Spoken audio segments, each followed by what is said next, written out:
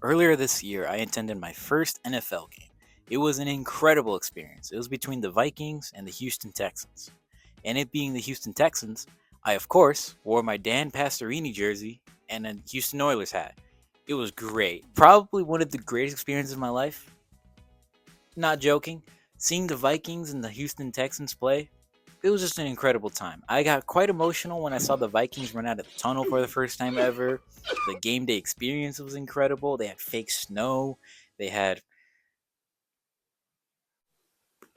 male cheerleaders. Why am I mentioning this? Well, of course, it's because of the jersey I'm wearing. Okay, get to the point of the video. What are you going to talk about?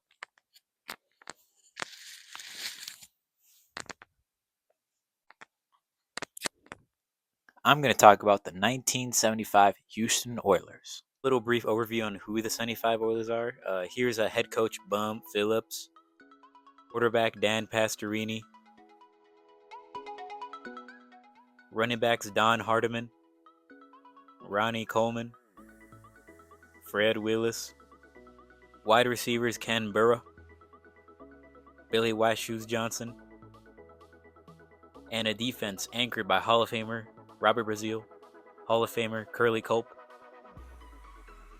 and a third freaking Hall of Famer, Elvin Bethia. I've never even heard of these guys before doing this video. Okay, week 1 at New England, and the game stunk. It was boring. Nothing happened. First round draft pick, Don Hardiman. He got 0 touchdowns. He ran for 96 yards at least. Dan Pastorini did not look good. Neither did the New England Patriots offense. They got just stuffed the entire game. They got nothing going. And Mac Heron fumbled. And Willie Germany, that's his name? Okay. Willie Germany returned his fumble for a touchdown to win the game 7-0. Yeah, I got nothing much to say. Move on to the next week. In week 2 against the San Diego Chargers, the Houston Oilers defense held 1974 Rookie of the Year Don Woods to only 60 yards and sacked quarterbacks Dan Fouts and Jesse Freitas 6 times. Dan Pastorini threw 144 yards and a touchdown to tight end John Sawyer, and running backs Don Hardiman had 100 yards plus a touchdown.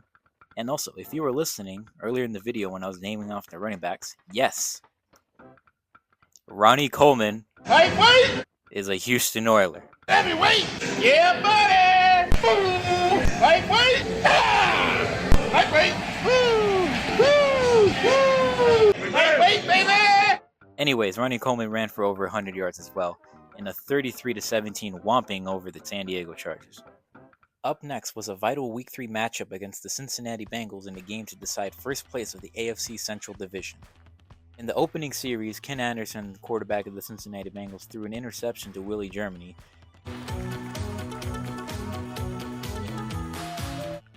Dan Pastorini began to lead the drive, but Ronnie Coleman fumbled. But then, Booby Clark fumbled. Later, Booby Clark's Boo-Boo returned the ball to Houston.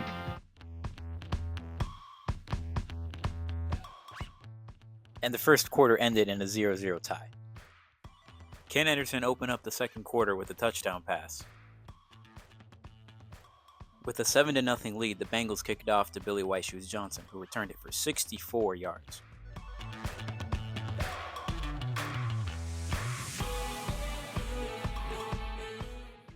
Oilers running back Fred Willis took it in to tie the game at 7-7.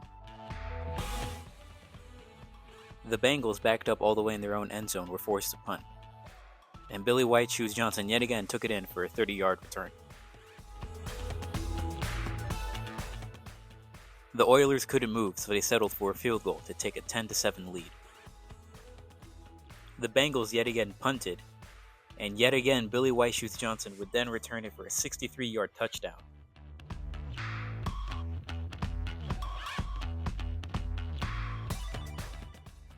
After a Houston fumble, Ken Anderson then threw a touchdown pass to Bob Trumpy.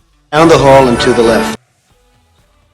The Bengals then forced a fumble on quarterback Dan Pastorini. Ball right back. The Oiler errors were now coming in clusters. Quarterback Ken Anderson then lofted a touchdown pass to tight end Isaac Curtis. The Bengals now had a 21-17 lead, but the Oilers had one more opportunity to win the game. Dan didn't really get anywhere on this play, but neither did Ronnie Coleman. And then yet again, he didn't get anywhere. Okay, one last shot, and okay, no, he didn't get it. God, are you freaking? Bengals win 21-17. Okay, I actually forgot to mention that the Oilers got a safety on Ken Anderson, so it should actually be 21-19. So yeah. Okay, quick break from the video. I wanna thank our sponsor for the video, Raid Shadow Legends. Nah. In all seriousness, it's 5 a.m. right now. You can't even see me on the camera. Trying to start a new daily routine so I can work on these videos a bit more. So I'll be waking up at 5 a.m. like a true Sigma male. If you're not making at least 10K a month, you got work to do. But yeah. I'm just padding the time for the video so I can get that AdSense. I can't even get paid on my videos yet. Okay. In week 4, Dan Pastorini threw 3 touchdown passes, all to Mike Alston. Billy White Shoes Johnson had an 80-yard punt return.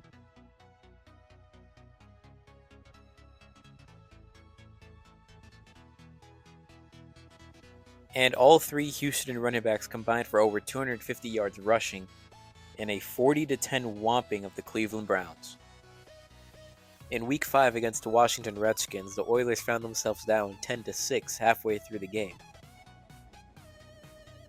With the Redskins threatening to score, Robert Brazile completely just knocks Billy Kilmer senseless. And he got ejected from the game because of this, but on the next play, Kilmer got sacked either way on 4th down to give the Oilers another chance.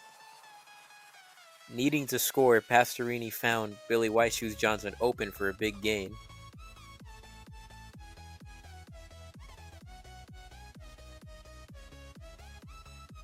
And a Don Hardiman touchdown gave the Oilers a 13-10 lead.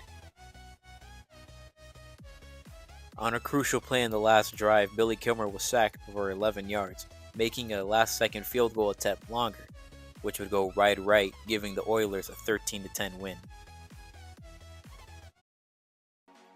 Week 6 brought the Detroit Lions, and Billy White Shoes Johnson got himself another 52-yard punt return touchdown. Ken Burrow and Dan Pastorini connected for 2 long touchdown passes.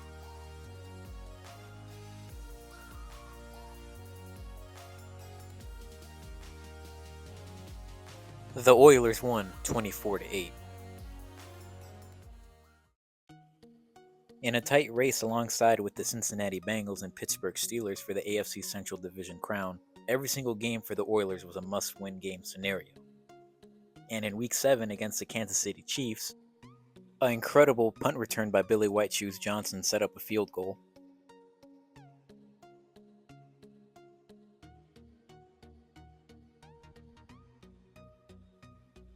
Dan Pastorini connected with Ken Burrow for a 77-yard touchdown pass. And again, Ken Burrow would take a 57-yard touchdown pass from Dan Pastorini.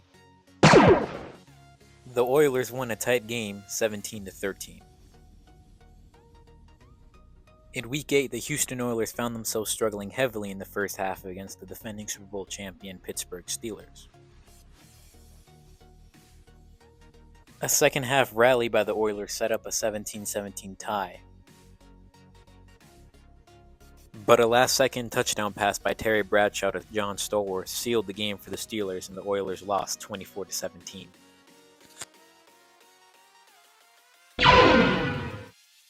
In Week 9, the Miami Dolphins came to town. And yet, somehow, every single team is... They keep kicking him the damn ball. Billy White Shoes Johnson got the damn ball again.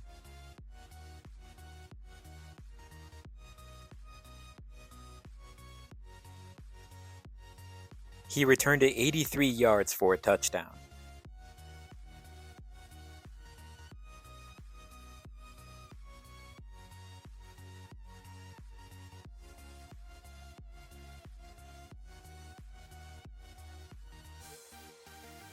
Ronnie Coleman came in with some late game heroics to give the Oilers a 20-19 victory over the Miami Dolphins. The Steelers and Bengals both had a game lead over the Oilers in the AFC Central Division. Henceforth, every single game for the remaining of the season was a must-win game, especially against the divisional opponents. And in Week 10, the Oilers would have their rematch against the Pittsburgh Steelers.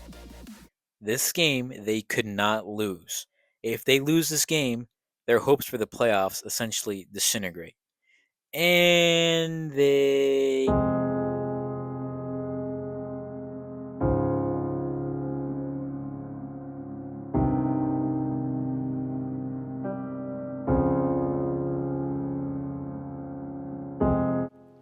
In Week 11 against the Cincinnati Bengals, hopes for a playoff spot were still open actually, as long as they beat the Cincinnati Bengals.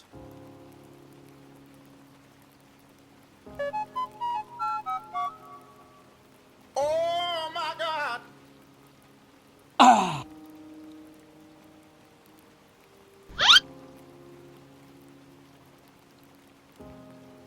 But it was not to be, as Bengals backup quarterback John Reeves, who hadn't played since 1972, future video about that by the way, though Sports Stats and Gap did make a video, but either way, John Reeves led the Bengals to 3 touchdown drives and a 23-19 victory over the Houston Oilers.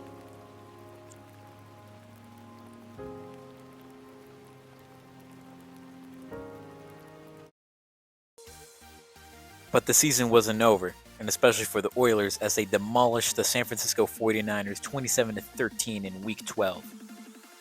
Billy White Shoes Johnson came up just a tad bit short for another touchdown.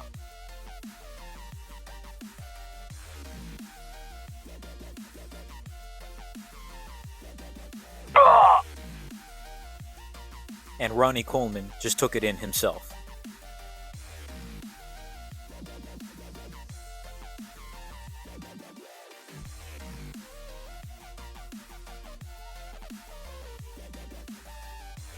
Week 13 brought the tough Oakland Raiders.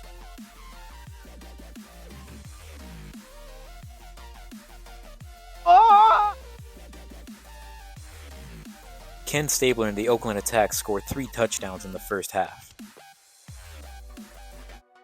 But Ken Burrow would score 2 of his own.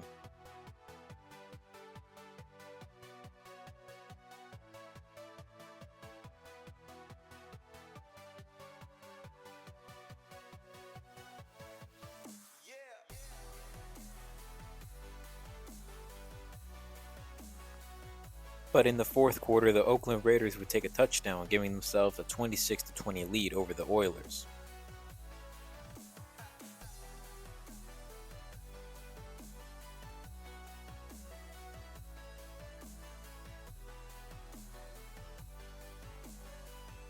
And with 4 seconds left, Dan Pastorini spotted Mike Alston open in the end zone for a touchdown.